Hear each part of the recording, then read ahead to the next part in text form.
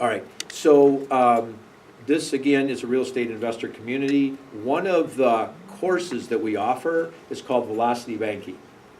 So what I'm going to do in this workshop today is just a 2-hour version of what Velocity Banking is all about, how it can save you thousands of dollars in interest, and I won't give you any BS. A lot of things you can see out there on the internet, they're trying to hype it, what it is, what it's not, and so forth. I want to give you the real story about Velocity Banking, how it is actually very, very profitable strategy, and a different mindset for you to think about money and how you move money through your accounts and how you manage your money. It's really, really important. This is a strategy that you can use. Doesn't matter if you have, 10 extra dollars a month, 100 extra dollars a month. You can put every dollar to use, and also you can free up cash flow. Just a little bit about myself. How many people have been to one of my property? How many has not been to one of my property tours? Okay, well, good. I hope you come. We'll have one next Saturday. That's a great way. I'll give different information at the property tours. It's about the structure that I use to raise funds. As I mentioned, we're doing eight rehabs at once. We sold one, so we're at 7, so we'll be buying another one. And on those rehabs, very little of my own money, and most of those are none of my own money, none of my own credit. So I show you how you can structure a deal and do that legally, ethically, how you're able to raise capital. People that join our team, I allow them to raise capital the same way I am, and so that they can raise funds for flips or for rental properties. I was not always a real estate investor. I was a teacher and coach right out of college. I did, when I was in my mid-20s, watch one of those info commercials late at night. Carlton Sheets, no money down investing program. So I bought that, and I bought a couple rental properties, really kind of struggled through it, but I got through my first few rental properties. That was when I lived in Michigan. But then I moved to Chicago to pursue a career in educational publishing. I became the vice president of sales of the divisions of 3 different publishing companies. 2 of them you'll recognize, very large publishing companies, McGraw-Hill and Scholastic. Scholastic, primarily known as a children's publishers. They also have a trade division. All the Harry Potter books, that's Scholastic. The Hunger Games, that's Scholastic. So I worked in corporate America for years, but 3 times in my career, my vice president position was eliminated. I mean, you think you do everything right, you obey the rules, you excel in your job, and you work day and night, you fly all over the country. In 1 year, I was traveling primarily on Southwest Airlines. For 1 year, working with one of those publishing companies, I flew 50 flights in 1 year. You do the math, that's a flight every day of the week, except for 2 weeks during the year. So that gives you an idea of how I was traveling. So I was making good money, but not really, my time really wasn't my own. So that was definitely challenging. And the fact that I had no job security. We think job security is, the higher up you get, the more job security, and it's not. And we have a saying here that job security is an oxymoron. By definition, if it's a job, it's not secure, because if it's a job, it means you're working for somebody else, and they're making the call, or the company's making the call, whether or not you have a job the next day. So that happened to me 3 times. This last time, I really started focused on investing in real estate full-time. I have rental properties. I've done wholesale deals. I've done subject to acquisitions, which I might do a workshop, by the way. I was thinking, if we're ever going to do another workshop like this, we could do it on subject to, which is a strategy with no money, no credit.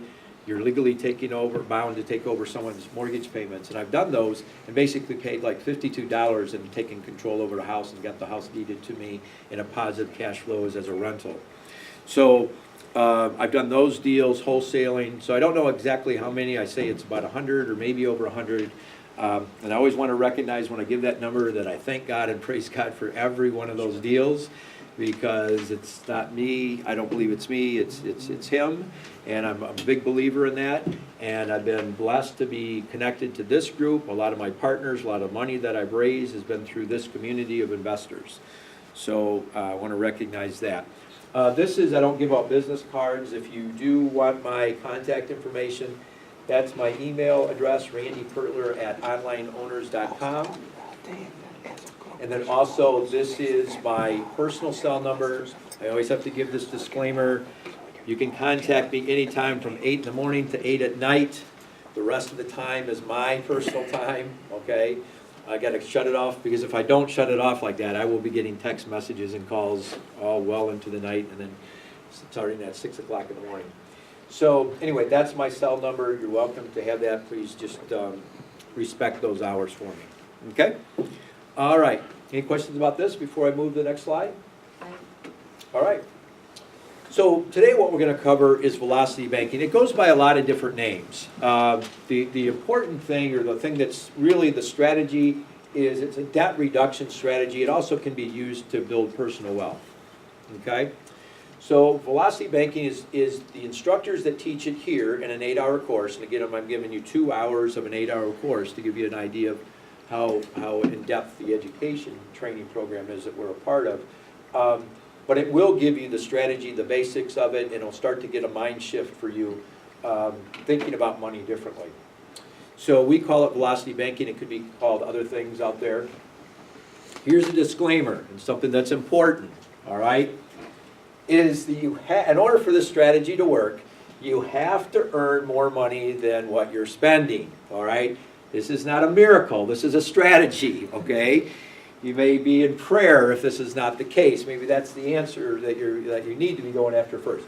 You don't have to have a lot of positive cash flow, but you do have to be earning more. Now, sometimes by structuring your debts around and by using the strategy and using credit lines and so forth, and changing amortized debt to credit or lines of credit, sometimes that will actually free up cash flow. But the bottom line is you have to have positive cash flow.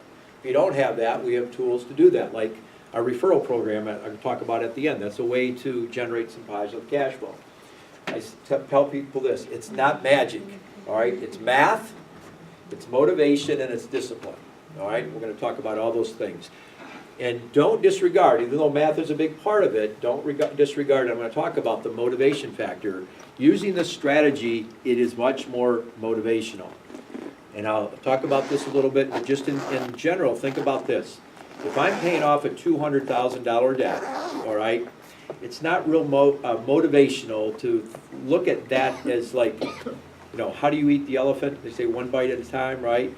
Well, when you're trying to eat that elephant, eating one bite at a time is not all that motivational, okay? It's hard because I can't hardly see the end in sight, right? When you use this strategy, you're actually breaking that elephant up into maybe the leg, and you're taking care of that, and then the next part, and then the next part. You're going to do it in chunks, and that becomes motivational. It becomes a very smaller, obtainable goal to pay off a certain amount, and then boom, you chunk another one. So you'll see how that plays out. But that's the kind of the motivational, how that comes into play. This is a great quote by Albert Einstein. Compound interest is the 8th wonder of the world. He who understands it earns it. He who doesn't pays it. Now, even though amortized debt is not, quote, compound interest per se, it operates on the same principle. Every month you're paying for all that interest of the unpaid balance, and you're only paying a little bit of principal. So it would be important for you to fully understand compound interest and or amortized interest as well. Okay, so here's the problem that we're looking at. And you know what?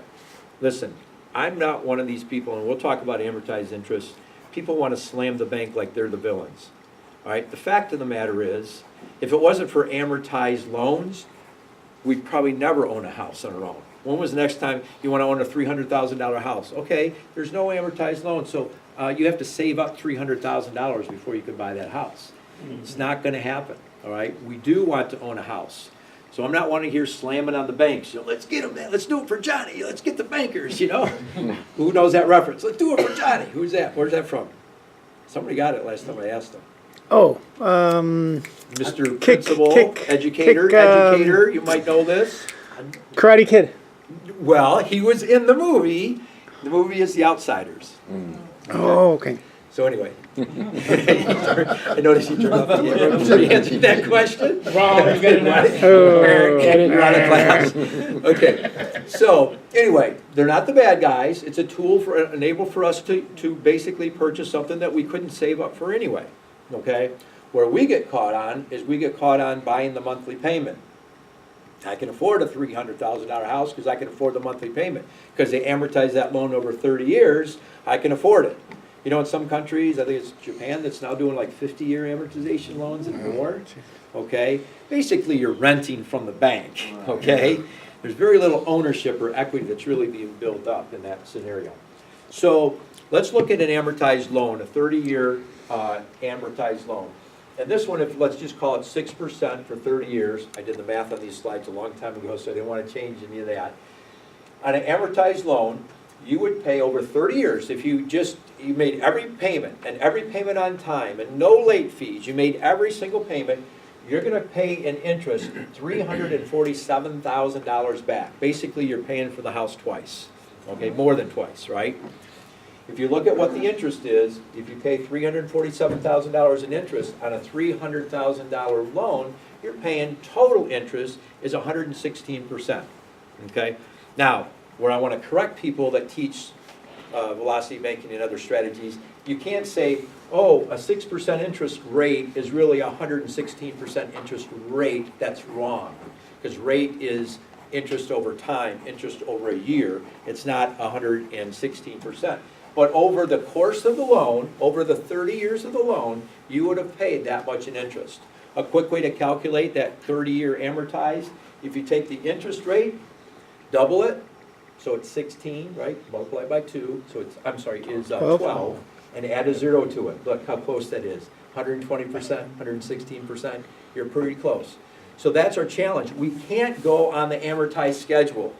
You're not going to get ahead financially if you're making the amortized payment schedule. That's to the bank's likings. That's what the bank wants you to do, okay? So one thing, if you were in here today and saying, Raina, I'm thinking about buying a house.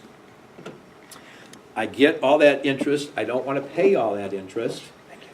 I could get a 15-year loan and reduce that significantly. What should I do? One strategy to do, and it's discipline, is you can go ahead and get the 30-year loan, but make the 15-year interest payment, all right? So paying that extra principal, and you can still accomplish the same thing. That's one way to do it. So why would I do that? Why would I go 30 if I'm going to pay, my schedule's to pay it off in 15 anyway? Well, it's a little bit of a safety net. It might be a difference of a couple $100s per month in bad months that could help you financially. So those would be the two ways that I would advise people in doing that.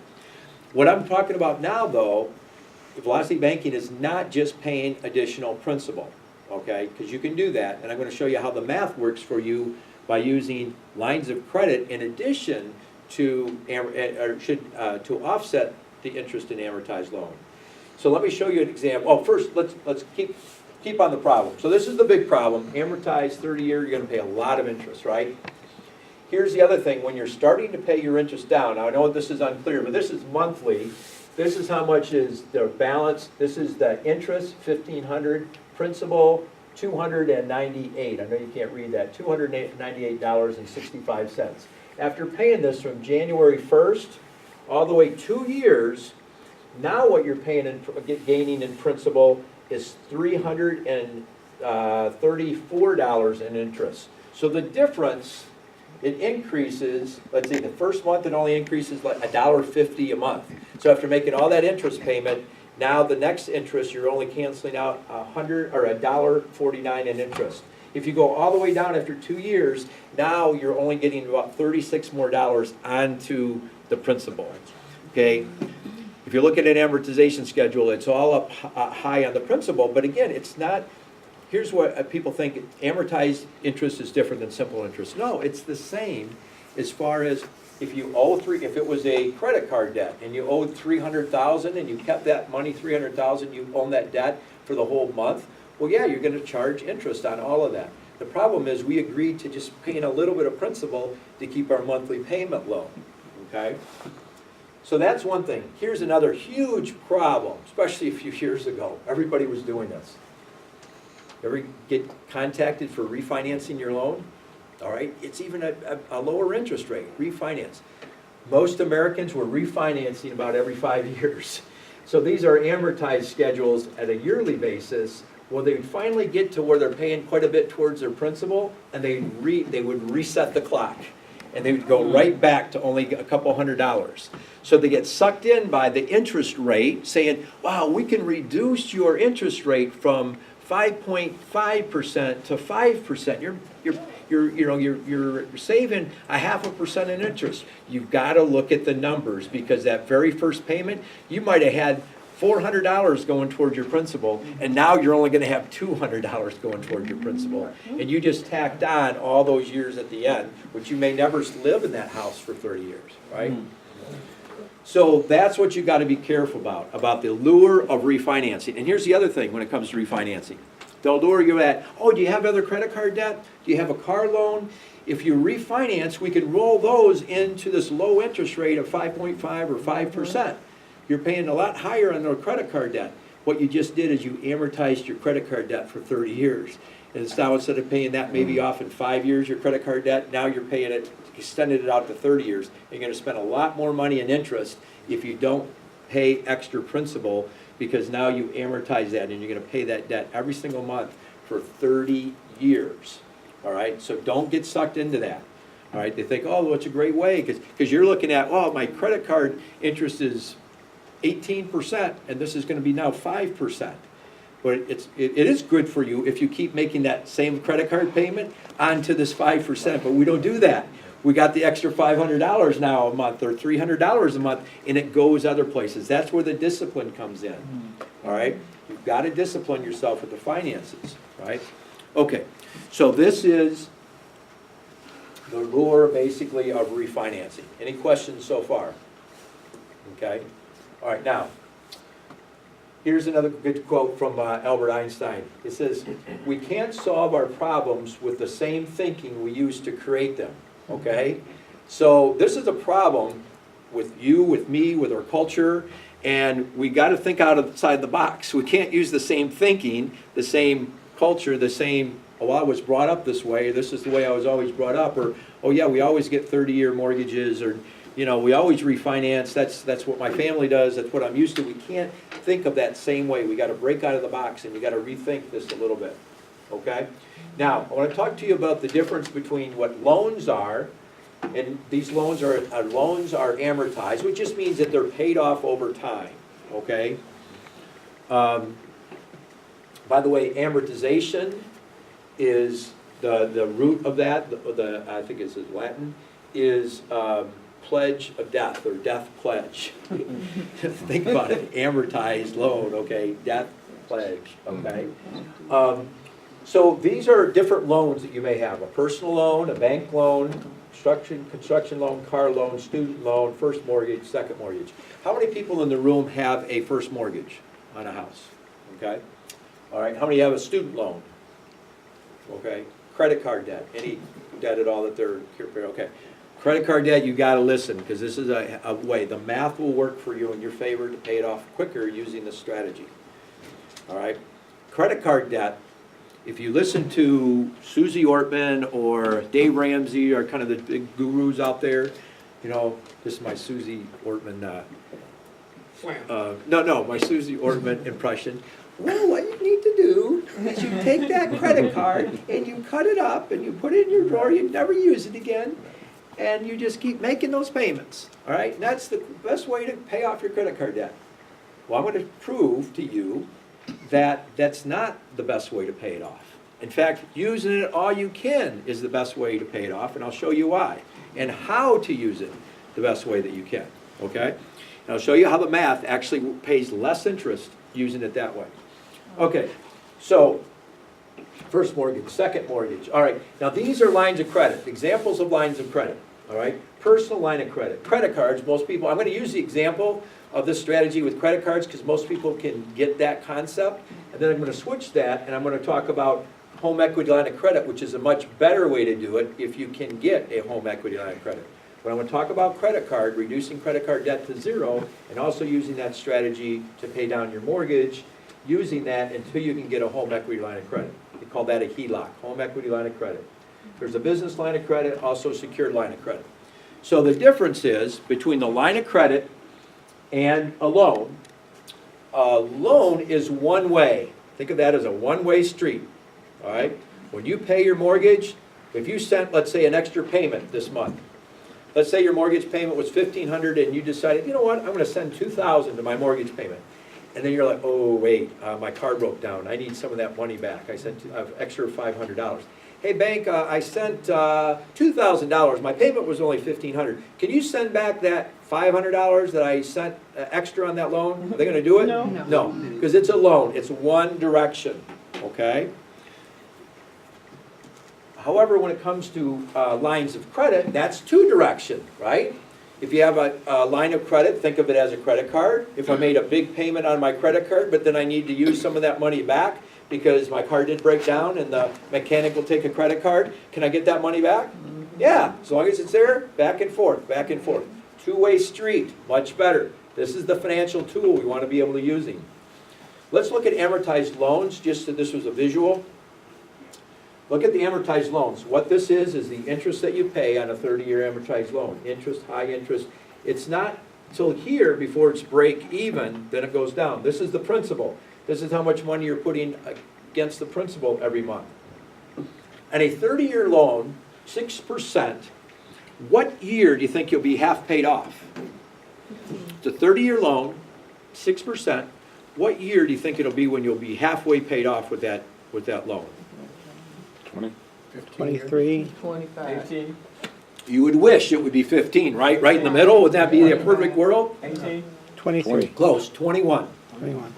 21 years. So you've been paying that debt out for 21 years. It's not until right here where your principal and interest is exactly the same and you're half paid off. 21 years. Most people don't live in the same house for 21 years.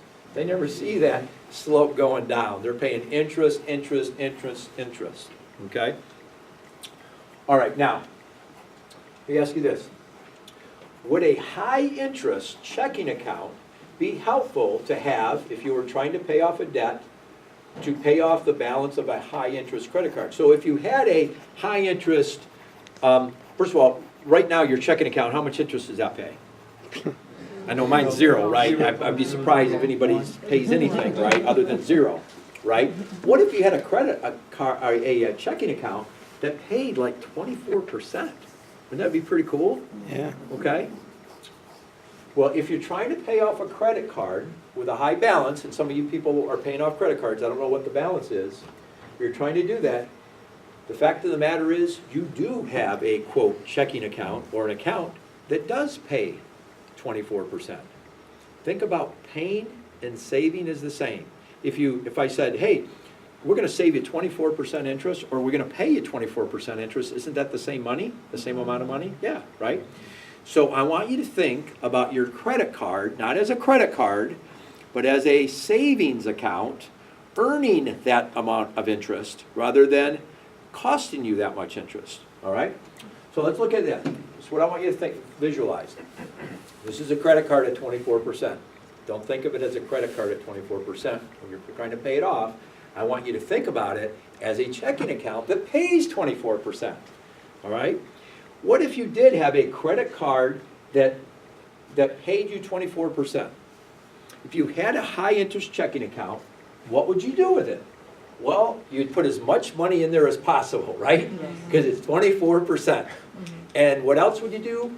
You would keep it in there as long as possible before you spent it, right? Keep it in that account as long as possible and then make payments right the last minute, okay? I want you to think about your credit card balance that way, all right? Let's hear some credit card balances. Does anybody have a credit card balance of over 10%? Raise your hand. Is it over 10? Oh, I shouldn't say balance rate, I should say your credit card interest rate, over 10%. You're paying over 10% for your credit card? Okay. 15? Over 20? Okay. 15 to 20 is probably, most of them probably fall into that category. Some over 20%. I'm just using this example at 24%. All right.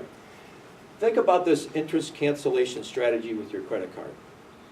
What if you were to add up everything that you pay on a monthly basis? These are necessities. These are no luxuries. Add up all of your necessities that you have to pay monthly that you could pay using a credit card. In other words, they'll take a credit card. Your mortgage, they might not take a credit card, so that's probably not going to be on the list. But your cable bill, do they take a credit card? Yes. Usually, right? Your water, gas, electric? Yes. Yeah, a lot of times. Yeah. Your car payment, maybe, maybe not sure about that one. How about your groceries? Your necessary groceries, yeah.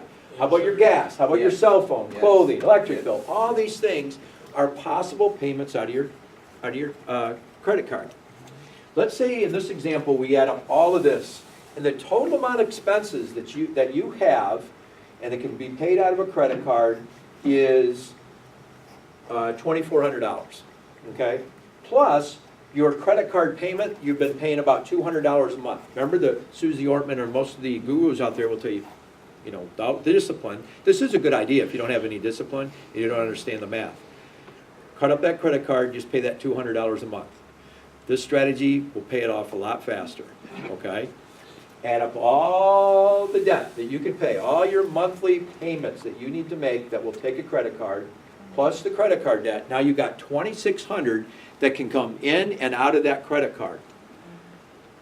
So what we're gonna do is we're gonna take your income, okay, instead of that income, what's our cash flow right now, or what's our flow of cash now is you get a payment, and where does that money go? Let's say you got a paycheck today. Where does that money go?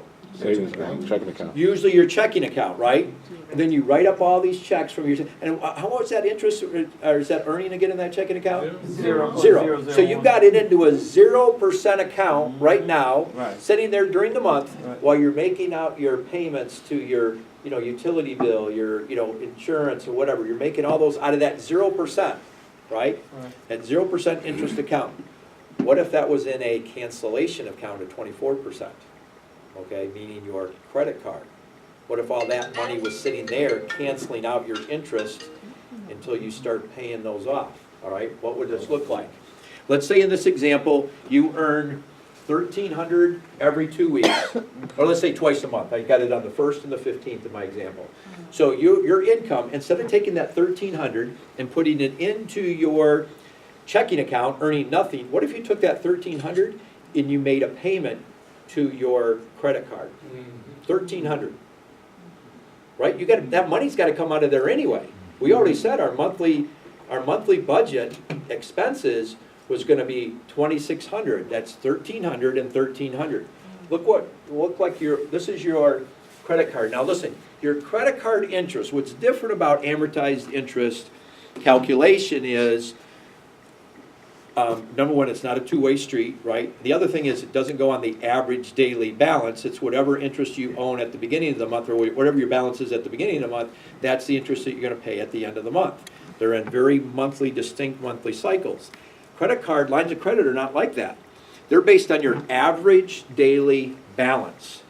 Your average daily balance. So we can affect that 24% interest rate. We can affect it by not having the credit card debt there all the time. In this example, I've got a $5,000 credit card debt. So I've got a $5,000 credit card debt that I'm trying to pay off. Okay? The traditional way was, again, keep all my money in my checking account, make my payments from my checking account, send the $200 to my credit card account, and then at the end of the month, if I have a little extra, I would make maybe a second payment to my credit card, right? That's our way of thinking right now. That's the way of thinking that's got us in trouble, all right? Open up your mind here. Look at this. What if on the first, now sometimes if you have automatic payment to your checking account set up from your employer, that's fine. But the day that it gets to your Bank. to your checking account, immediately you make a $1,300 payment on your credit card. Immediately, boom. Right? Don't think of it as, oh, that's money lost. No, that's money. It's just moving it. It's moving it from this 0 account to something that's going to cancel out 24%. Okay? It's into a 24% account rather than a 0 account. So immediately on day one, on the first of the month, instead of your balance being $5,000, it's $3,700. Boom, you're not paying interest on that $1,300 anymore. You're not paying 24% interest on that $1,300. You just canceled out interest, 24% interest on $1,300. Then let's say now you got to start making your bills. Now if your cable bill is due on the 3rd, but there's no late payment until the 9th, until after the 9th, what day do you want to pay that cable bill now? The ninth. Right on the 9th. Not late, not late. One day, not a single day late. on time, but the longest time you can. Why? Because you want to keep that in there, because you're not paying any interest on the 1,300. You're not paying interest on 1,300, day 1, 2, 3, 4, 5, 6. Finally, I got to make my cable bill $200. Boom. This went up from $3,700 to $3,900. So now I'm paying that interest on $200 more than what I was before. But look, I'm not paying it on the $5,000, the old strategy. All right, I'm not paying it on $5,000. I'm only paying it on $3,700. Then I pay my phone bill, and now I'm only paying it on so TV is $3,900. Oh wait, yeah, I'm sorry, $3,700, $3,900, $3,100. Paying, I buy clothes, I put that in budget, $100 there, electric bill. So every day, your average daily balance now in this example is, it's hard to read on the screen, is $4,006. $4,006. So even though my credit card balance was what at the beginning of the month? $5,000. But how much am I paying interest on at that next credit card statement? $4,000. I'm paying interest on $4,000 even though I owe $5,000 with exactly the same money that what I had before. Okay? I'll see if I can. Usually it doesn't adjust any better. Is that maybe right there? Of course, I'm not the one to do it. My eyes are probably bad. It's probably more blurry for you guys now. Okay, so you understand that strategy is that you can affect your average daily balance because it's a two-way street. Money can go in, money can go out. Money can go in, money can go out. The other advantage is this is your credit card might be offering points, right? Miles, perks, all right? So during the course of the month, instead of not using this at all and then making your $200 balance, so another thing is you actually use this. You actually had $2,600 in perks. Whether those are 2,600 miles or whatever, cash back, maybe credit card offers cash back, you got that bonus. What's another advantage for using this advantage to your credit card? And the more you use it, they'll keep up and up. Increase Ding, ding, ding, ding, ding. Keep increasing Okay, it. so think about the credit card. They don't know you're using the strategy, right? What is the credit card? You imagine them looking at your account. You've been making $200 a month payments for 5 years. $200, $200. What? They paid $1,300. Wow, they must be rolling the dough. All right, another $1,300. Wow, they usually only pay $200 a month. Now they're paying $2,600 a month on their credit. Oh, we better up their credit limit. You know, we got to make sure they're using ours. We don't want them to go to another credit card company. Well, that's up their limit. And what does up in the limit have to? How does that affect your credit score? Your utilization rate would automatically go down, right? If I was tapped out at $5,000 and that was my credit, my utilization rate is way high. That's not good. You want those utilization rates down to like 30%. Well, it didn't get it all the way down to 30% maybe, but if they tacked on another $5,000 or another, you know, if they tacked on $5,000, it would go from 100% down to 50%. Your credit score would actually go up. You now might get an offer from another company offering you 0% interest for 6 months to switch over on a transfer. So the math works in your favor. And I'll try to read these numbers a little bit. They're even hard on the screen. So in this case, in this scenario, your 24% interest rate credit card, during that month, your adjusted interest rate or your actual interest rate that you've done with this strategy is it moved it down to 19%. You save 5% interest. That